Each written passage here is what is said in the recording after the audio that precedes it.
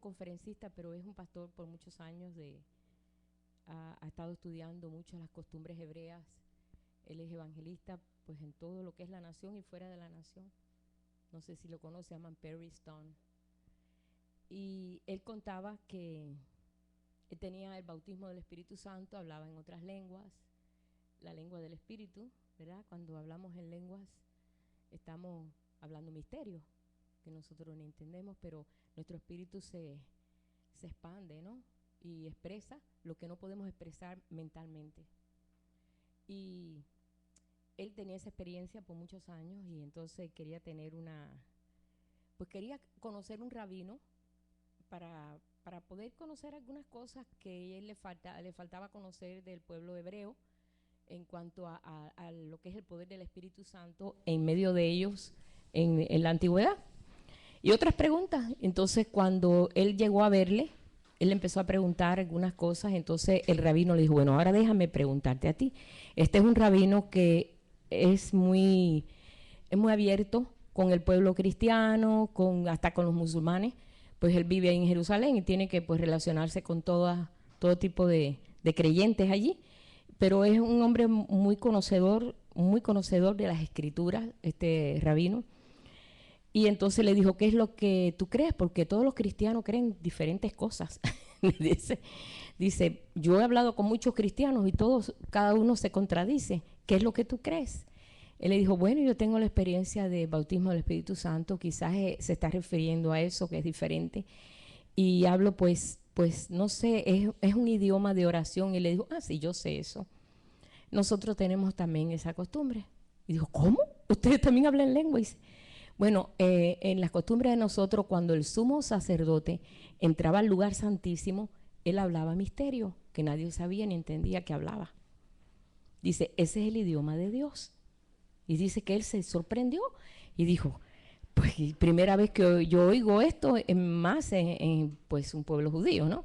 Dice, ese es un idioma que da el Espíritu. Él no se sorprendió ni se alarmó, él dijo, posiblemente se va a alarmar mucho cuando yo le diga esto. Dice, yo tengo esa experiencia. Y entonces el rabino le dijo eso. Yo estaba leyendo y gozándome, yo dije, Señor, qué tremendo que podemos nosotros tener esa expresión también en lenguas, ¿no? Y hablar misterios a Dios. Y no sabemos lo que estamos diciendo en esa inspiración que da el Espíritu. Porque a veces el entendimiento queda sin fruto, pero tu espíritu se siente en paz, tranquilo, sientes como que has intercedido por algo que no entendiste ni cómo lo hiciste. Como dice que tenemos que interceder, ¿verdad? En el espíritu y también con el entendimiento. Bueno, esto solamente que me vino ahora a la mente cuando estábamos adorando, que también estábamos adorando en el espíritu. Por eso Jesús le dijo, es necesario que al Padre se le adore en espíritu y en verdad. En esto, pues, vamos aquí a este tema que hoy es la tercera clase de lo que es este estudio, este seminario que estamos teniendo, de aquellos que edifican, de los edificadores, ¿verdad? Y me estoy basando en el libro de Ageo, el profeta Ageo. Y hemos estado compartiendo en estos 2 días qué era lo que más se destacaba en el libro, ya que este habla de un profeta que fue un profeta del tiempo quizás unos 500 años antes que Jesucristo viniera a la tierra. Y había que preparar el pueblo para ese tremendo evento. O sea que ya estaba acercándose ya el momento en que Dios tenía que preparar un pueblo dispuesto para la llegada del Mesías. Que por cierto ni reconocieron la visita del Mesías, pero bueno, tenía que llegar. Y el mensaje era un mensaje para levantar al pueblo. El pueblo de Dios a veces no es un pueblo realmente esforzado, porque ahí lo dice el Señor, ¿verdad? Cuando le dice a Moisés, le dice a Josué, esfuérzate, sé valiente, esfuérzate, se lo dice 3 veces. Esfuérzate y sé valiente para que puedas introducir a este pueblo ahí a la meta que Dios quiere. ¿A dónde? A la tierra prometida. ¿Para qué? Para que a través de este pueblo venga ese Mesías. Y se necesitaba ese esfuerzo que a veces nosotros mismos comenzamos algo y lo dejamos a la mitad. Esfuerzo es cuando tú comienzas algo y tú lo acabas. ¿Sí? Cuando ponemos de nuestra parte decir, no, lo que se comienza, se termina. Y el pueblo de Dios siempre ha tenido mucho de esto, de empezar muy animado, pero de buenas a primeras se le acaba la fuerza. Y ahí nosotros lo vemos y eso pasó en el pueblo de Dios después de estar 70 años sin templo, sin nada. Ustedes saben toda la historia, que cómo fue destruido completamente todo el templo y cómo pues ellos se quedaron sin nada, fueron cautivos, 70 años, perdieron todo lo que ellos eran la costumbre de su pueblo, lo sacaron para otro pueblo lleno, cargado de dioses, con otras costumbres, otros alimentos, otras comidas, era otra cosa, otro idioma. Y ellos tuvieron que soportar todo eso para después volver otra vez de nuevo, para comenzar de nuevo, desde la raíz podemos decir. Pero ellos pues, aunque llegaron y comenzaron, y los demás que estaban alrededor de ese pueblo que es Jerusalén, los desanimaron, los llenaron de temor, los amenazaron, los asustaron, y ellos dijeron, bueno, no es el tiempo. Que mucha gente a veces dice, ay, pero no es el tiempo. No es el tiempo, todavía el Señor no va a restaurar nada. Ah, no es el tiempo. Y el tiempo es ya. Este es el día que hizo el Señor. Nos gozaremos y alegraremos. ¿Quién es el día? Jesús es el día. Y Él está en medio de nosotros. Bueno, yo di ese énfasis porque la tendencia que yo siempre he visto en el pueblo de Dios es que no, todavía no es el tiempo para que pase esto. No es el tiempo para que el Señor haga esta sanidad. No es el tiempo para que Dios haga estos milagros. Bueno, ya sabemos que hay mucho pueblo de Dios que ya está despertando esa realidad. Y el Espíritu Santo es quien los está despertando. Y ya lo creen. Pero déjenme decirle, hermano, hay mucho pueblo de Dios que no cree eso. Todavía no cree eso. No cree que Dios tiene poder de pasar el monte allá al corazón de la mar, ni tiene fe de creer que Dios puede transformar un corazón. Hay mucho pueblo de Dios que está como un bebé en cuanto a la fe. Bueno, un bebé tiene más fe que uno grande, ¿verdad? Un niño tiene más fe. Pero esta es la razón por la cual estos profetas fueron levantados, el profeta Ageo y Zacarías. Se levantaron con un celo de Dios en medio de una oposición, porque siempre el pueblo de Dios ha luchado entre la oposición y la posición. Hay muchos que quieren, pero otros los detienen, y son menos los que quieren, los que dicen, sí se puede. Sí se puede. Y a veces estamos rodeados con gente que aman al Señor, pero te dicen, no, no se puede. Y no se puede, y no se puede, y no pueden, porque no lo creen. Y el reino se basa en fe. La base del reino es una base de fe, de creerle a Dios. Cuando entonces esa parte no funciona, pues no funciona nada. Entonces, ¿qué nos hacemos? Religiosos. Creemos y más nada. Y eso fue lo que pasó con el pueblo. Perdieron la visión y se fue cada uno para su casa. Y compartimos la semana pasada cómo llegó el profeta diciendo, hey, ya, suban al monte y busquen madera, vamos a edificar aquí el templo. Ese templo no puede estar solamente el cimiento y qué. Hay que edificar, hay que edificar. Y comenzó este profeta a dar un énfasis al pueblo, una exhortación. Pero lo que yo más noto en la exhortación que se le da es una promesa que está en todas las escrituras. Dice, Jehová está con vosotros. Y es una de las cosas que a veces, como pueblo de Dios, fallamos. Pensamos, no, Dios, pensamos que por cualquier cosita Dios no está con nosotros. Que por cualquier cosita Dios nos da la espalda. Que por cualquier cosita se cierran los cielos, se vuelven de bronce. Pensamos así. Tenemos a veces un pensamiento que va en contra de... Y el Señor dice que nunca nos dejará huérfanos. O creemos o no creemos, pero tenemos que creer, ¿verdad? Y la exhortación que le da es eso. Cuando nosotros vamos a leer aquí, vamos a leer en el capítulo 1 de Ageo, que solamente tiene 2 capítulos este libro, donde le dice, en el verso 13, el énfasis grande del profeta es decirle, yo estoy con vosotros, dice Jehová. Yo estoy con vosotros, dice Jehová. No estáis solos. Y no es cierto, hermano, cuando estamos pasando una tribulación y alguien nos dice, Señor está contigo. Ay, Señor está conmigo. Como fuerte gigante, como dice en Isaías, está como fuerte gigante. ay, nos da una tranquilidad de saber que está con nosotros, pero nos lo tienen que decir muchas veces, porque a veces se nos olvida, se nos pasa, ¿no? El miedo es más grande que él, ¿eh?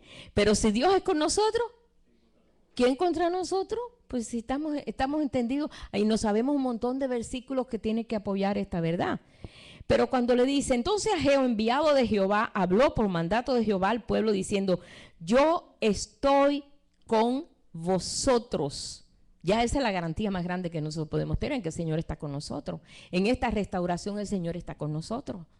Tú dices, yo tengo que crecer en la estatura de un varón perfecto. Sí, porque el Señor está contigo y lo está haciendo posible. Pero tú tienes que querer, porque Dios no va a hacer lo que tú no quieras. Acuérdense que aquí tiene que haber, hermano, una seguridad por tu lado y por el lado de él, un acuerdo mutuo. Es como un matrimonio, vaya. Así, yo tengo que hacer un pacto eterno con el Señor. Señor, yo te creo, go ahead, ve adelante. ¿Qué pasó cuando Moisés mismo? Moisés sabía esto. Moisés cuando se vio 80 años, porque a veces el Señor espera que estemos bien, bien amolados, o bien viejos, o bien destartalados, para entonces decir, mira, yo puedo. Tú no puedes, pero yo puedo en ti. Y yo veo eso, que Dios usó situaciones tan difíciles para que su gloria se viera y no se viera la gloria de ellos. ¿Y qué le dijo Moisés? Moisés, 80 años, diría, ya se acabó mi ministerio, ya para el retiro, ¿no? Se dedicaba ya a las ovejas, ahí andaba con las ovejas para acá y para allá. Y cuando Dios le enseña el reto de sacar un pueblo fuerte de medio de donde él huyó, porque él había huido de ahí, porque él era un hijo adoptado de la hija de Faraón, o sea, era un nieto adoptado, imagínense. Pero él estaba siendo preparado en las mejores escuelas para ser un faraón el día de mañana, porque era el hijo de la hija de Faraón. Y tuvo que huir, porque mató a hoy un egipcio y tuvo que huir. O sea que él estaba en un lugar donde él no estaba acostumbrado a estar, pero se fue acostumbrando. 40 años te acostumbras. Es más, tú estás 10 años aquí en Estados Unidos y ya tú dices, hi, how are you? ¿Verdad? Bye. ¿Verdad que sí?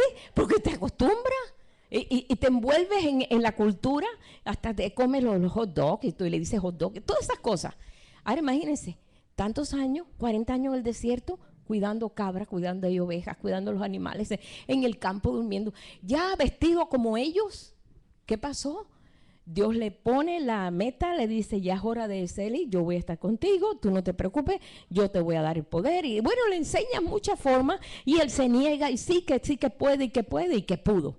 Yo le puse boca al hombre y yo sé lo que voy. Y Dios le convence, porque el Señor nos estimula para que nosotros seamos convencidos. Porque a veces necesitamos que el Señor nos convenza. ¿Por qué? Porque el reto es muy grande y la debilidad es mucha. Y eso es lo que le pasaba. Pero cuando ya él pasa el proceso de ver la mano de Dios, como ahí se mostró, desnudó su brazo ahí en Egipto, donde mandó 10 plagas y la última fue la más drástica, cuando murieron todos los primogénitos de Egipto. Ahí Moisés no le quedó duda, Moisés no tenía duda. Moisés realmente había probado a Dios y había visto que era un Dios poderoso en maravillas, en cosas que nunca los hombres habían visto. Y él vio la maravilla de Dios y dijo, con este Dios yo no lo suelto, yo quiero estar con él. Pero ¿qué pasó? Cuando llegó un momento que la situación se puso tan difícil en el campamento, que Dios le dijo, ¿sabes qué? Te voy a mandar un ángel para que te acompañe, pero yo no voy contigo. Porque ese pueblo me tiene hasta aquí. Lo voy a eliminar. Mejor yo te mando un mensajero. Y Moisés se sintió a morir cuando le dijo, ¿cómo que tú no vas a ir con nosotros? No, pues mejor que me muera yo aquí. Pues yo no voy a dar un paso. Yo no voy a dar un paso sin ti. Y Moisés se sintió, y el pueblo se vistió de luto. Cuando oyó la noticia, el pueblo se vistió de luto. Y ahí el pueblo estaba, pues habían fallado a Dios. Pero ellos vieron, la visión se acabó, Dios no va a estar con nosotros, aquí nos quedamos en el desierto sin propósito. Se tiraron a morir. Y dice ahí en Éxodo 33, le estoy contando esta historia porque todas esas historias nos están mostrando cómo es este Dios que se revela y es un Dios tan amoroso como un papá. ¿Ve? Para que nosotros veamos que Él siempre está con nosotros, que Él nunca nos deja huérfanos. En el capítulo 33 de Éxodo, solamente voy a leer un poquito de versículos solamente. En el verso 3, capítulo 33. Dice, pero yo no subiré en medio de ti porque eres pueblo de dura cerviz, no sea que te consuma en el camino. No voy con ustedes, no voy con ustedes. Y oyendo el pueblo esta mala noticia, se vistieron de luto. Y ninguno se puso sus atavíos. Se vistió todo el mundo de, ustedes saben que se ponían saco y se echaban aquí ceniza. Se vestían de silicio. Y ese era el luto de ellos. Y se tiraban ahí, ni se bañaban, nada. Ahí tirados ahí a morir. Entonces Dios le dijo, hey, quítense ese luto. Espérense. El asunto no es el asunto es que haya un cambio de corazón, ¿no? Oyendo el pueblo esa mala noticia, pasó esto. Entonces le dijo Jehová, había dicho Moisés, di a los hijos de Israel que vosotros sois pueblo de dura cerviz, en un momento subiré en medio de ti y te consumiré. Quítate pues ahora esos atavíos para que yo sepa lo que te voy a hacer. Quítate eso, no, ese no es el punto. El punto es que tiene que haber un cambio de corazón. Y ellos no tenían cambio de corazón. Ahí el único que tenía cambio de corazón era Moisés, Josué y Caleb, porque hasta Aarón se fue detrás de Baal. Fue el que le hizo la forma con un buril ahí y preparó y dijo, no, salió ahí salió. Es que el pueblo me iba a matar, imagínate, yo tenía que oír al pueblo, me iban a consumir. Y me dijeron, haznos Dios, y yo lo eché ahí y salió este becerro. Él lo preparó, él se envolvió y se contaminó con un pueblo terco. Y eso hizo que Dios dijera, hasta aquí llegó mi amor, hasta aquí llegó. Pero el pueblo, es que cuando nosotros vamos un poquito más acá adelante,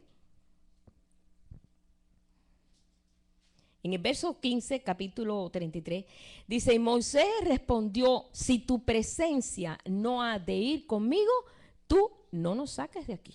Déjanos a vivir aquí, nos haremos aquí beduinos, aquí en el desierto.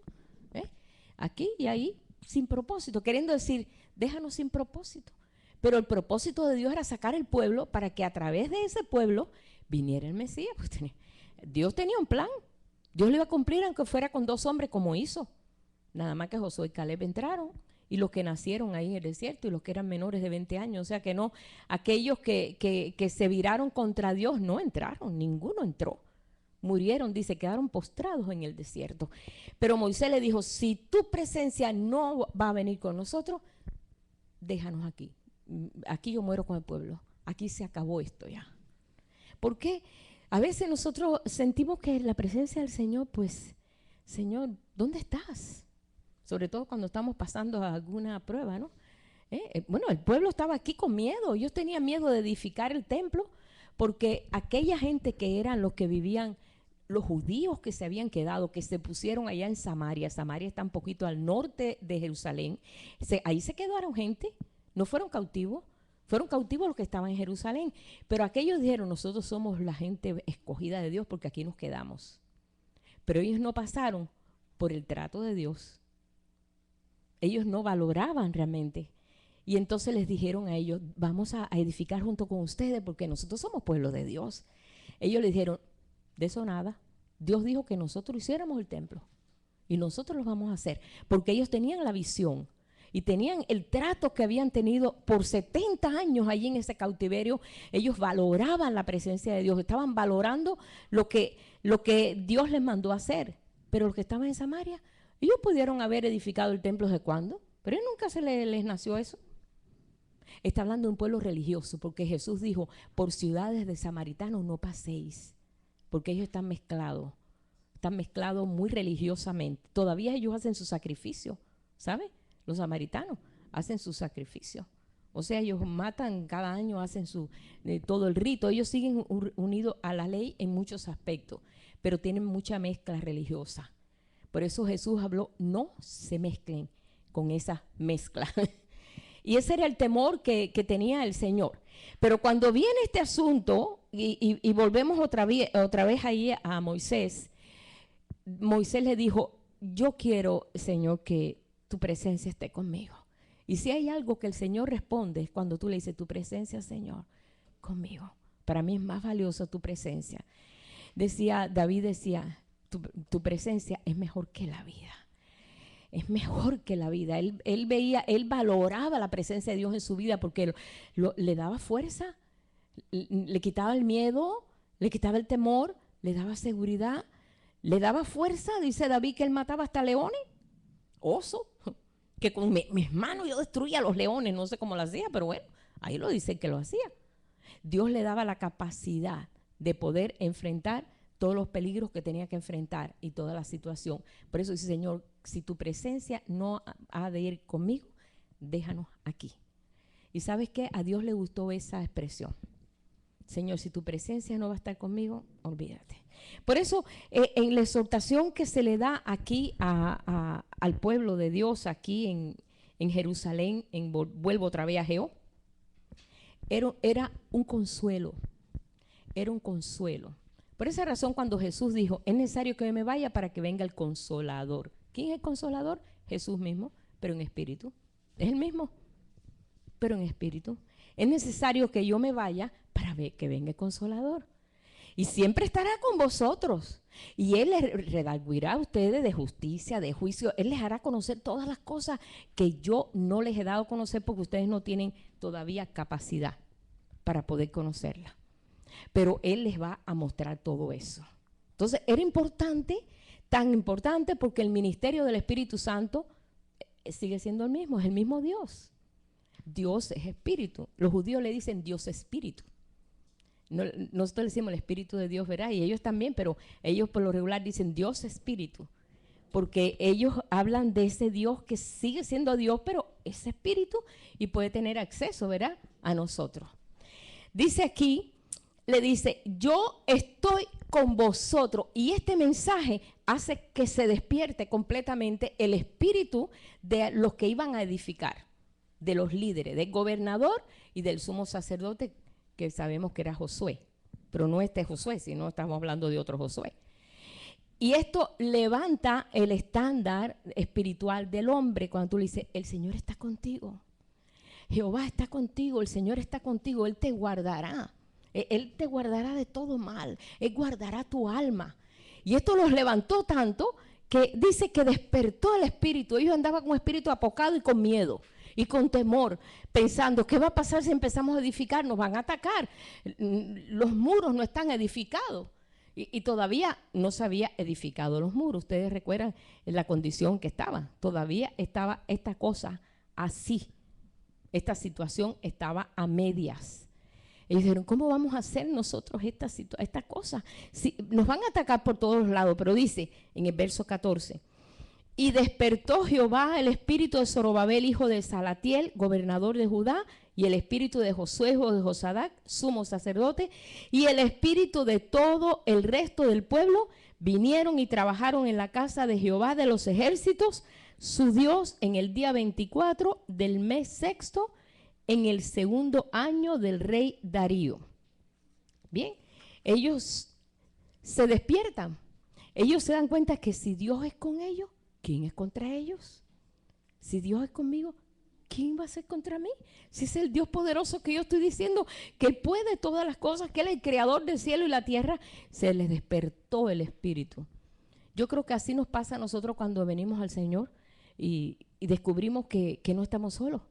Que hay un Dios que nos está respaldando, que nos está enseñando, que nos está abriendo, que nos está fortaleciendo. Pero después se va debilitando y llega un momento que nosotros, ese espíritu que está en nosotros, se va contristando y se va debilitando y llegamos a momentos que ya no nos esforzamos y nuestras rodillas se hacen débiles y nuestros brazos cansados.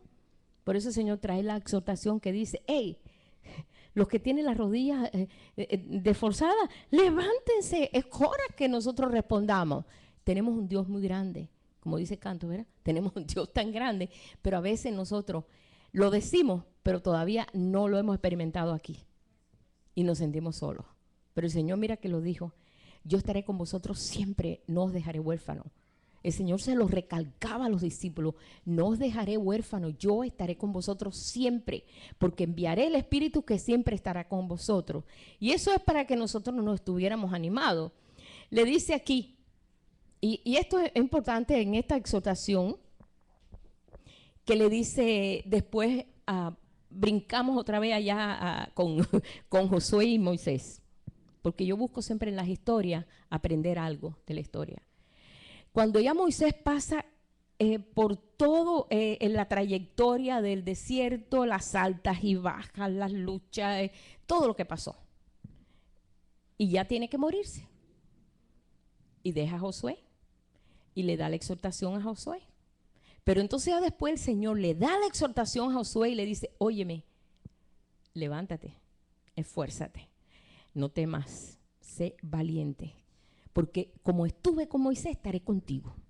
Y esa palabra, pues, 3 veces se lo tuvo que decir, ¿sabes? A veces el Señor nos la tiene que decir más. La verdad es esa, porque a veces nosotros decimos: ¿por qué falló David? ¿Por qué falló Moisés? Nosotros también le hemos fallado, ¿no? Y le tiene que repetir y le tiene que decir otra vez. Entonces le dice, ahí está en el libro de Josué, el primer capítulo: nadie te podrá hacer frente en todos los días de tu vida. Nadie te va a poder hacer frente. ¿Por qué? Porque Josué iba a entrar en la tierra prometida, la tierra que fluye leche y miel. La tierra donde ahí se iba a edificar la casa de Dios. Y no solamente eso, mucho más después. Pero ahí donde, a través de ese lugar, ahí va a venir Jesús, iba a venir el Mesías. Era algo tremendo lo que iba a pasar.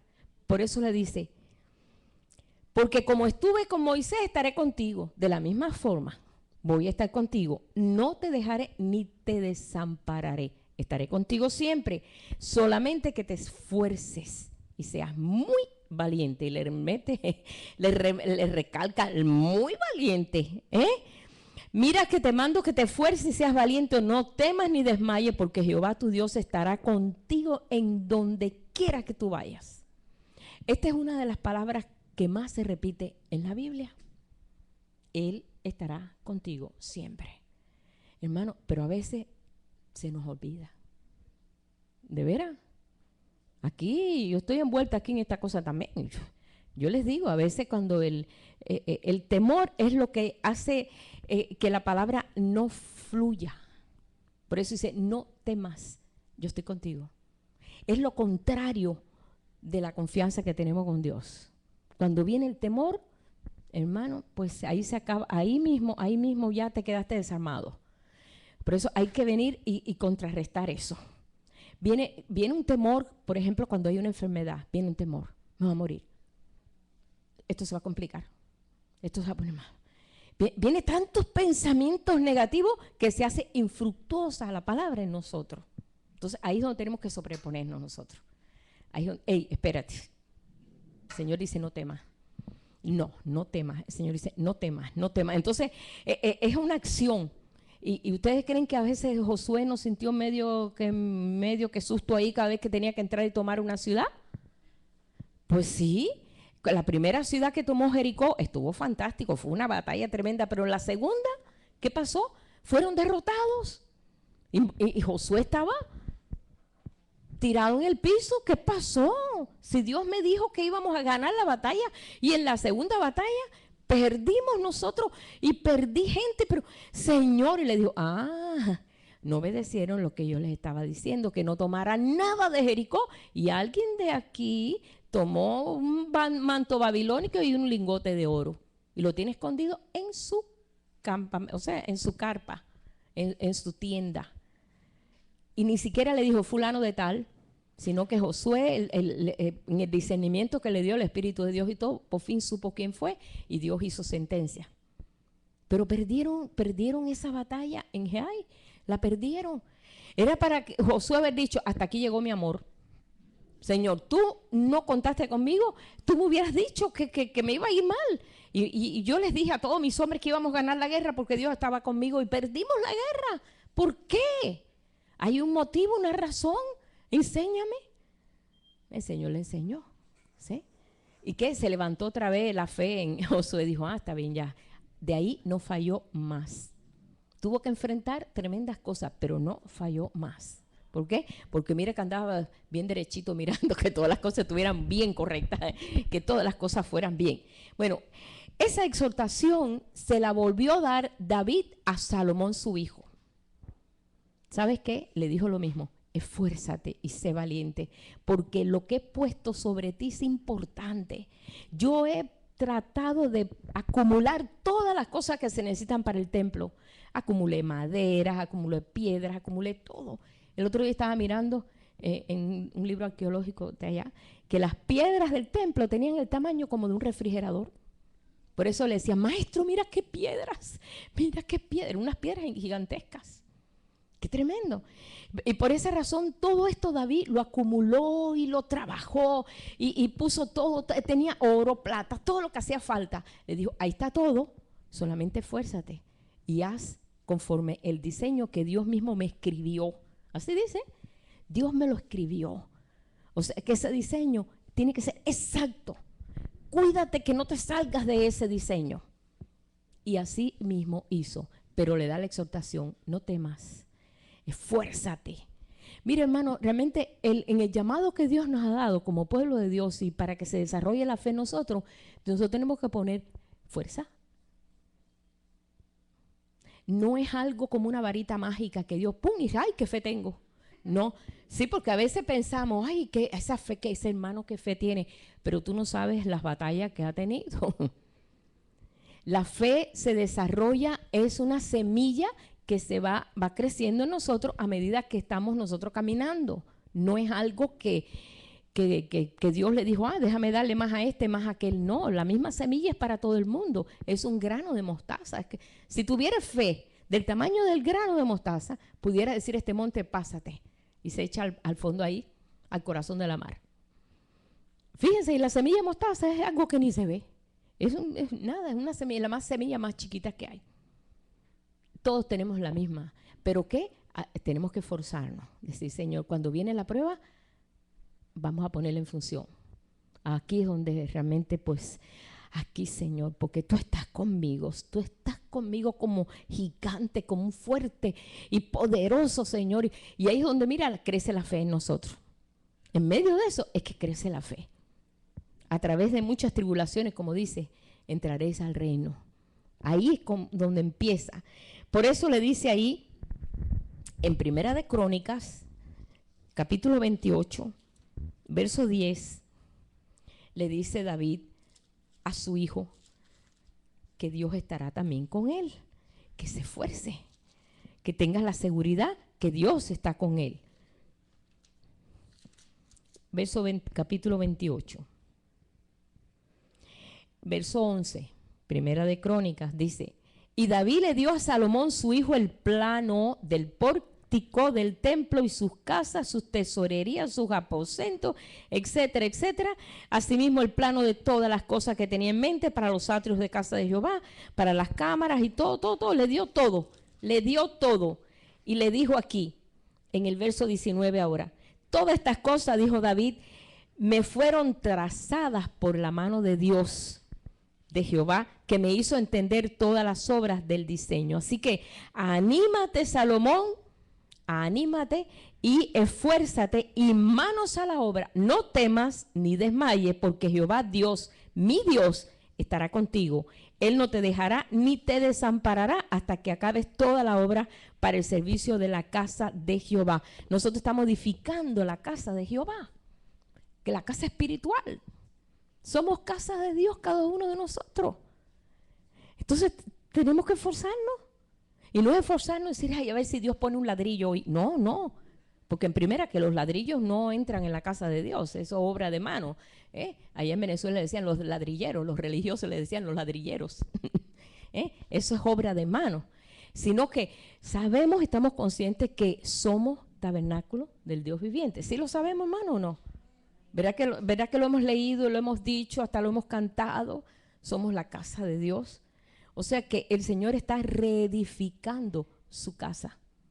Pero para esta casa sea reedificada, se tiene que desarrollar ese fruto del Espíritu, que el gozo sea realidad en nosotros, un fruto que se vea, la paz que se vea. la fe que se vea. O sea, se tiene que ver todo eso en su casa todo esto lo tiene. Entonces, ¿hay trabajo o no? ¿Hay trabajo? Pues tiene trabajo.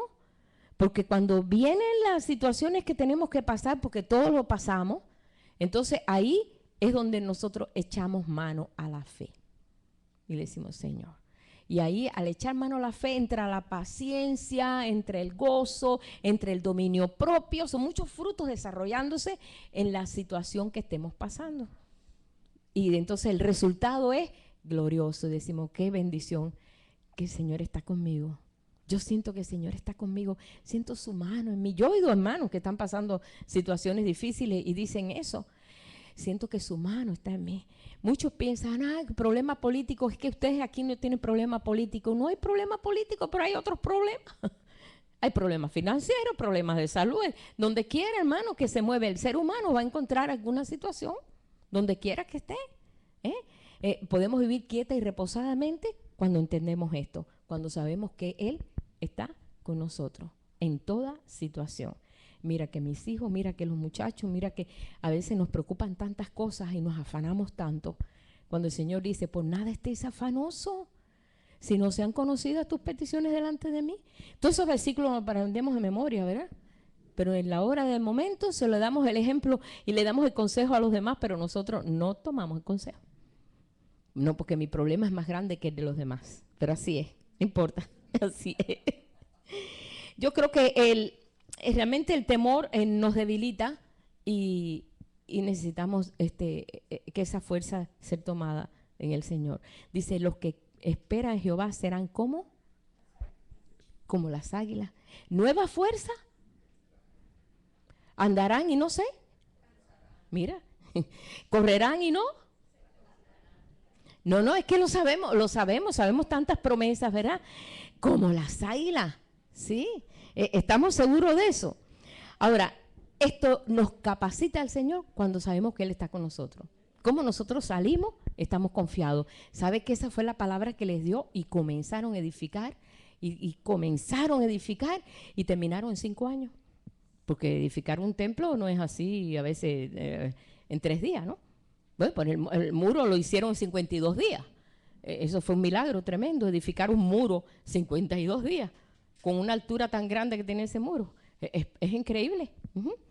Pero bueno, dice aquí en Isaías 35:4, dice, decid a los de corazón apocado. ¿Sabe lo que es un apocado? Uno que se cree muy poquito. Es que soy muy poquito.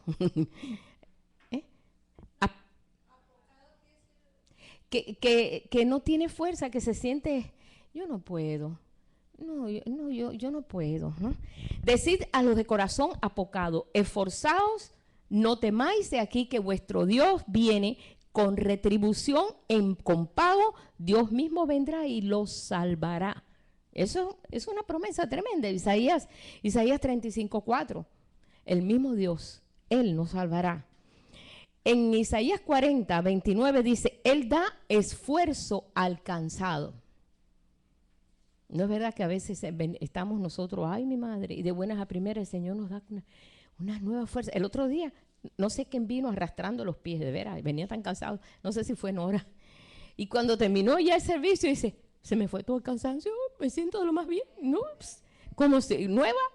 Digo, porque te despojaste de todo el peso que traías, ¿no? El peso, menos mal que no se lo echó a nadie, ninguno de nosotros, se lo echó al Señor.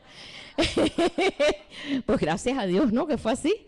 Dice, Él da esfuerzo al cansado y multiplica la fuerza al que no tiene ninguna. Esas son promesas. Estas promesas se cumplen, pero se cumplen si las creemos. Si no las creemos, no se cumplen. Así son las promesas de Dios. Dice, en 1 Corintios, capítulo 16, dice, velad, estad firmes en la fe, portaos varonilmente. No tienes que portarte como un varón, sino porque cuando Dios hizo a Eva, le dijo, esta es varona, porque del varón fue tomado. O sea, que era una mujer con las mismas características de Adán. Yo digo, yo soy una varona. Pues sí, la mujer llena del Espíritu. Ahí está Débora, la profetisa. El rey dijo, ay no, yo no voy a la guerra. Ella dijo, pues ¿sabes qué? Voy contigo. Y ahí la profetisa Débora fue con el rey estaba temiendo ir a la guerra, dijo, yo voy a ir a soportarte, ahí para que veas que Dios está contigo, voy. Y se metió en la guerra esta mujer, para que el rey pues peleara y pudiera el pueblo de Dios ganar. Fíjate, ¿por qué no se predica de eso? Pero está hablando, portaos varonilmente, o sea, sin miedo, porque un hombre con miedo, ay, qué feo se ve eso, ¿verdad? Una mujer puede tener miedo, pero el hombre no. No, así tú sabes, ¿verdad? Cuando son niños, no, los varones no tienen miedo, los varones no lloran, los varones no de esto, los varones son Superman. Y las mujeres, pues, es la copa débil, frágil, el vaso fragilito. No, portaos varonilmente, dice, y esforzaos, todas vuestras cosas sean hechas con amor. Como que ese versículo no pega con lo otro, ¿verdad? Fíjate, pórtate varonilmente y todo se ha hecho con amor. Como que ahí está, no está pega, pero está hablando de que verdaderamente nosotros necesitamos esforzarnos a veces para portarnos con amor, ¿no es cierto? Para amar cuando no te aman, cuando tienes que amar cuando te rechazan, cuando tienes que amar y caminar otra milla por alguien que una sola milla ya te tiene harto. ¿No sé si es verdad? Como dice, cuando alguien te pida caminar una milla, llévale otra milla también. Bueno, depende de quién sea. Bueno, Señor, depende. Pongo el vellón. Si tú dices que sí, si no, no. Pero es en amor, porque este reino es de amor. Entonces, eso se está edificando en nosotros. Fíjense qué cosa tan sencillita. Ellos estaban haciendo ese templo y el plan era para que la gloria de Dios estuviera en ese templo cuando fuera reedificado, para que todo el pueblo gozara de la presencia de Dios, no ellos solos. Por eso es que todo el pueblo aquí en el tiempo de Ageo estaba edificando el templo para beneficiarlos a todos, para que la presencia de Dios fuera para todos, no para ellos solos. ¿Ve? Esa es parte. Con ese mensaje Dios despertó el espíritu de ellos y comenzó la edificación. Y yo quisiera que nosotros pudiéramos entender que cuando se dio el anuncio a María, la mamá de Jesús, ¿qué le dijo el ángel? Pues Emmanuel será con vosotros. Llamará su nombre Emmanuel, que quiere decir Dios con vosotros. Ese es el anuncio de Jesús. Cuando se anunció que Jesús iba a venir aquí a la tierra, no se sabía nadie cómo se iba a llamar. Solamente en el libro de Isaías había una profecía que decía, la Virgen concebirá y dará a luz un hijo y llamará su nombre Emmanuel, que traducido es Dios con nosotros. El nombre que tenía realmente quería decir Dios con nosotros. O sea que con ese mensaje Jesús vino y apareció en la tierra. Dios hecho hombre, nació como un bebé, pasó por todo lo que pasó, se hizo siervo, y no siervo solamente, sino siervo hasta la muerte y muerte de cruz. Y él era Emmanuel, Dios con nosotros. Así que yo creo que con más todavía seguridad nosotros sabemos que Él es con nosotros, porque Él vino representando eso. Dios iba a estar con nosotros y el pueblo iba a estar contento porque el Mesías iba a estar con ellos. A mí, como les decía, yo cuando fui a ese muro de los lamentos, yo veía a esos judíos chillando y llorando por el Mesías, a mí me partió el corazón.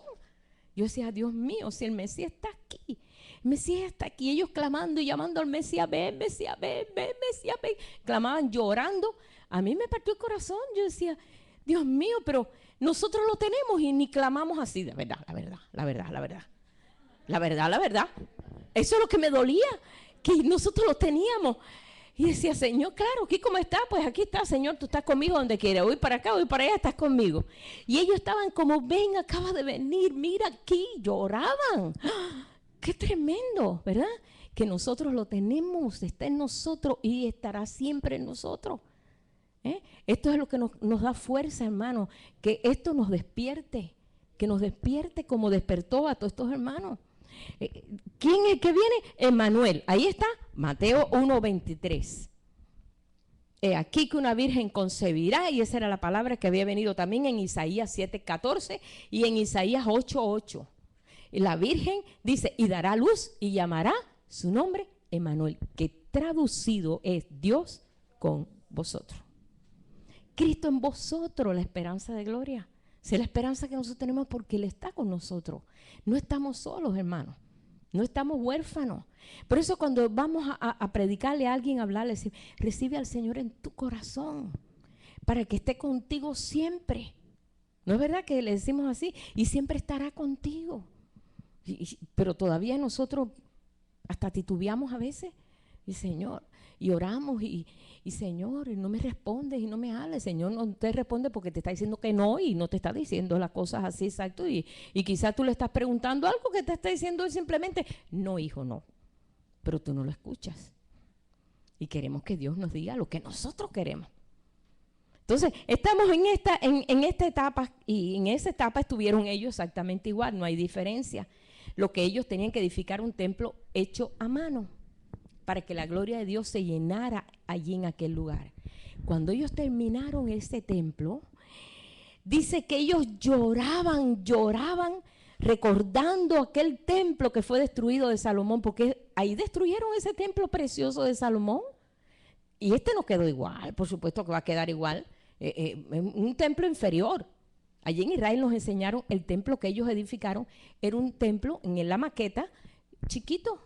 No era esa majestuosidad del templo de Salomón, que era con esto, no era esa majestuosidad. Pero ellos lo hicieron conforme pues lo tenían que hacer, porque querían que la gloria de Dios allí estuviera. Y Dios se lo permitió. Y lloraban, dice que ellos lloraban cuando ellos vieron el templo hecho. Aquí lo dice, vamos a ver un momentito. En el capítulo 2, dice, el verso 3 dice, quien ha quedado entre vosotros que haya visto esta casa en su gloria primera, ¿cómo la veis ahora? ¿No es ella como nada delante de vuestros ojos? No tenía la majestuosidad que va a tener esa casa, que esa casa somos nosotros. Va a ser una majestuosidad increíble. Cuando Salomón terminó ese templo, era algo pues precioso, algo que hermoso. Todo oro, era cedro, oro, era una cosa hermosa. Ya no era una mesa de la proposición, eran 10 mesas. Ya no era un candelero, eran 10 candeleros. Era algo majestuoso.